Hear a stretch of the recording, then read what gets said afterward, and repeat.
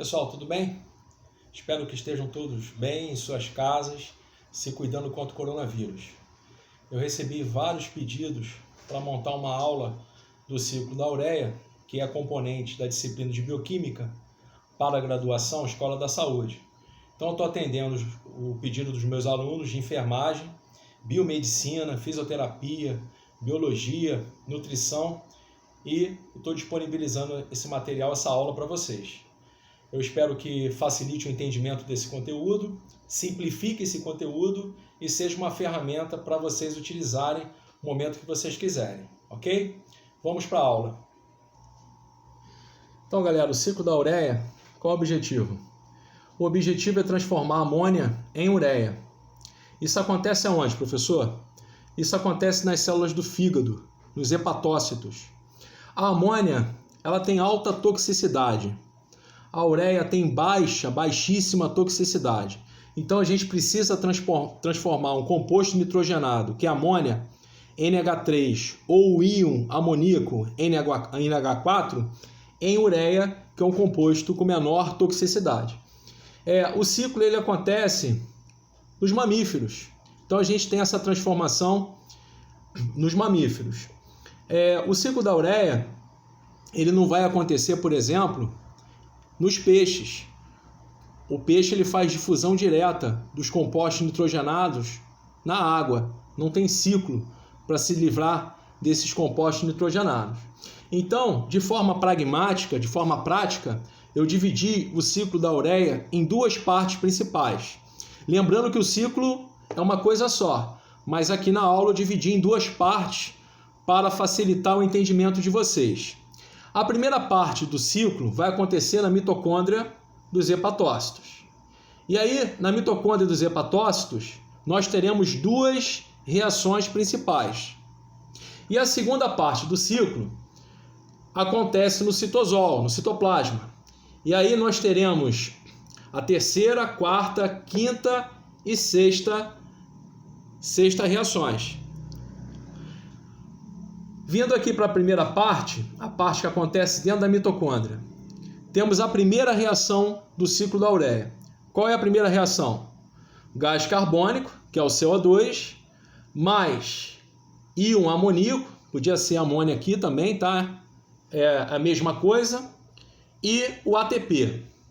Professor, da onde vem o gás carbônico? O gás carbônico vem da oxidação de compostos que geram energia para dentro da célula. Então o CO2, por exemplo, vem da mineralização do açúcar, da glicose. A glicose entra na célula numa via chamada via glicolítica, sofre uma série de transformações, depois, ao final dessa via, ela inicia a etapa no ciclo chamado ciclo de Krebs, e aí ao final de todos esses processos, a gente tem a liberação de gás carbônico e água. Então, esse gás carbônico vem da oxidação de moléculas energéticas, por exemplo, a glicose. Professor, poderia vir da gordura, do lipídio? Sim.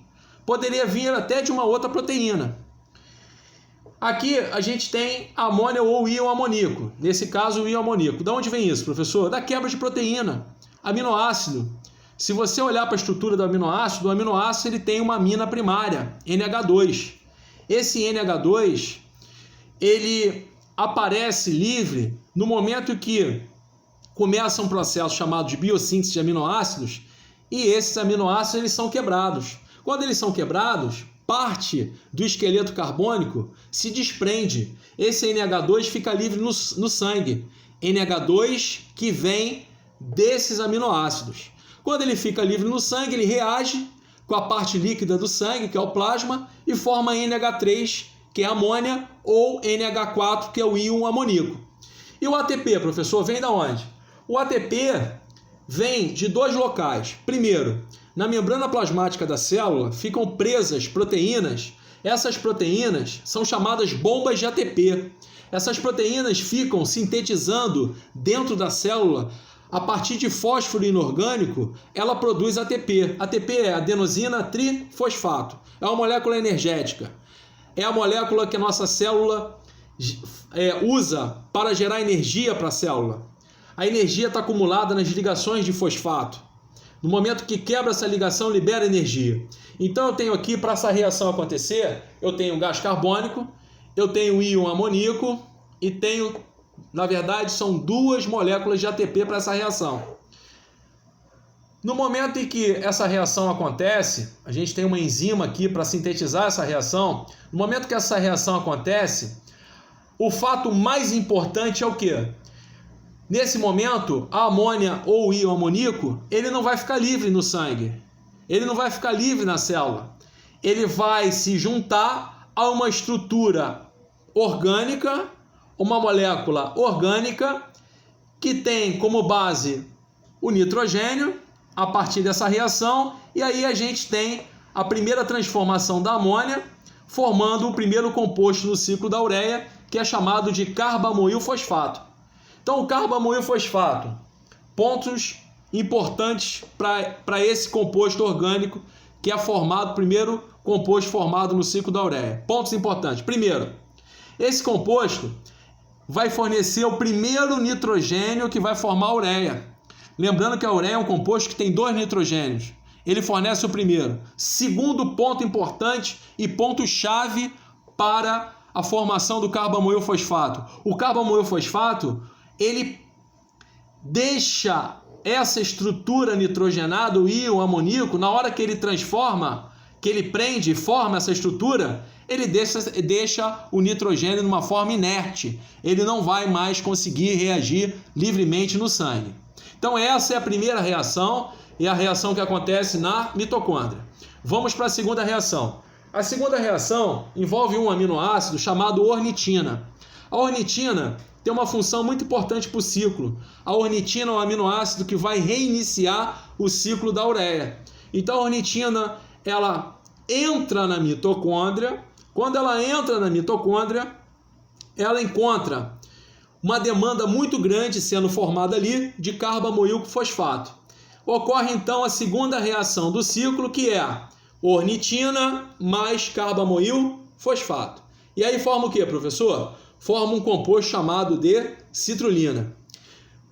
Perceba o seguinte, essas duas etapas são as etapas que acontecem na mitocôndria. A partir da formação da citrulina, não acontece mais nada na mitocôndria. Então, carbamoil fosfato, como já falamos a função dele, e agora a ornitina, que é um aminoácido que aparece no final do ciclo da ureia, daqui a pouco a gente vai falar dele, ele entra na mitocôndria, reage com o carbamoil fosfato e forma a citrulina. Esse composto nitrogenado, com a função aí bem próxima do aminoácido, ele atravessa a mitocôndria, as duas membranas da mitocôndria, e chega no citosol. Quando ele chega no citosol, inicia então a terceira reação, essa reação então fazendo parte desse evento que acontece no citosol da célula. Como é que vai ser isso? Citrulina, está aqui, a citrulina, esse composto nitrogenado, base de aminoácido imenso, reagindo com adenosina monofosfato. Professor, poderia reagir com ADP? Sim, aí iria formar citrulina mais adenosina de fosfato. Poderia reagir com ATP? Também, aí iria formar citrulina mais ATP. A gente teria citrolil ATP ou citrolil ADP ou citrolil AMP. Por que eu coloquei o AMP, adenosina monofosfato? Porque a AMP é a molécula que fica da reação do ATP. Ela está em muita quantidade na célula. Então, quimicamente falando, as reações acontecem por demanda. Então eu tenho a citrulina chegando no citosol, encontrando ramos, pedaços de AMP. A reação acontece por demanda. Citrulina junto com a AMP, formando esse composto que é chamado de citrolil AMP. Então, a terceira reação que acontece no citosol forma então o citrolil AMP. Vamos para a quarta reação do ciclo da ureia. Repara o seguinte, é um encadeamento. Eu estou utilizando as estruturas que foram formadas na sequência anterior. Então, estou usando quem agora? Estou usando o citrolil, que foi formado na reação 3. É um evento, é um ciclo. Uma molécula dá origem à outra. Então o citrolil AMP reage com aspartato. Professor, o aspartato é um aminoácido que não tem função específica para o ciclo de Krebs, ele atua nas reações, sobra no ciclo de Krebs, ele atravessa a mitocôndria e chega no ciclo da ureia. Então é um aminoácido que vem lá do ciclo de Krebs. Na química, as reações acontecem por afinidade ou acontecem por demanda. Molécula polar reage com molécula polar. Molécula apolar reage com molécula polar. Eu tenho aqui o citrolil reagindo com esse aminoácido, o aspartato formando um composto enorme, imenso, instável, a molécula é muito grande, que é o arginino succinato. Eu chamo de arginino succinato, senhor arginino succinato, porque é imenso e tem um papel fundamental para o ciclo da ureia.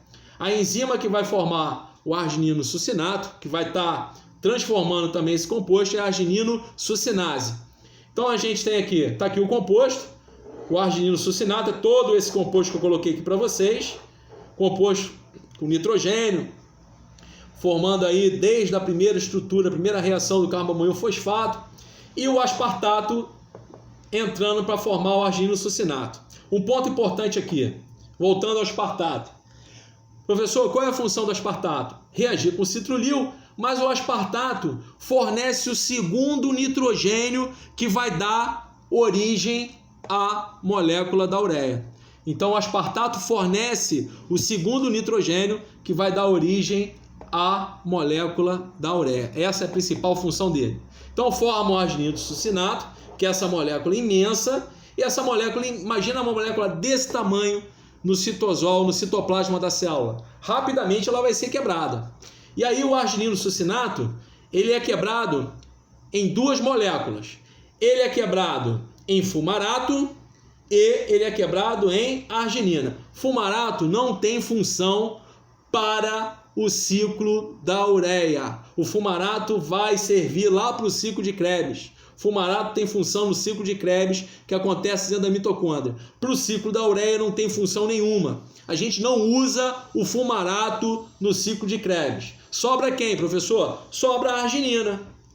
Composto nitrogenado, está aqui, aminoácido, a arginina é transformada em ornitina e, finalmente, ela é convertida em ureia. Ornitina, professor, é aquele aminoácido que vai entrar na primeira reação para reiniciar todo o ciclo da ureia e formar o primeiro composto, que é o carbamoil fosfato. Está aqui a ornitina, como eu havia prometido para vocês, ela aparece aí no final do ciclo, com a função única e exclusiva de reiniciar todo o ciclo da ureia. Essa é a função da ornitina.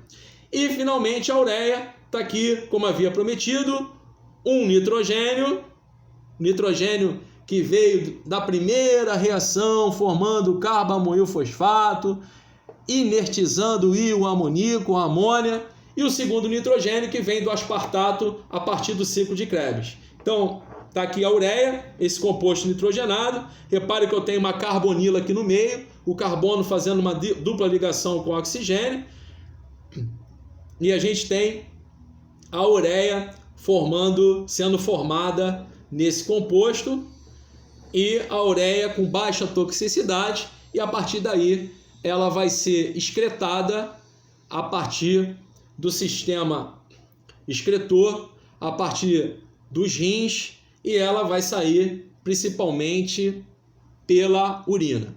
Bem, esse foi o ciclo da ureia. Espero que tenha facilitado o entendimento de vocês. Coloquei de uma forma bem resumida, uma forma bem rápida, para vocês terem todas as estruturas que aparecem no ciclo, poder fazer as suas anotações com tranquilidade e ter um entendimento desse conteúdo, que, ao meu ver, é um conteúdo bacana e é um conteúdo simples. Basta fazer essa divisão e estudar dessa maneira que você vai ter um bom entendimento desse conteúdo. Espero que vocês tenham gostado. Obrigado. Tchau, gente.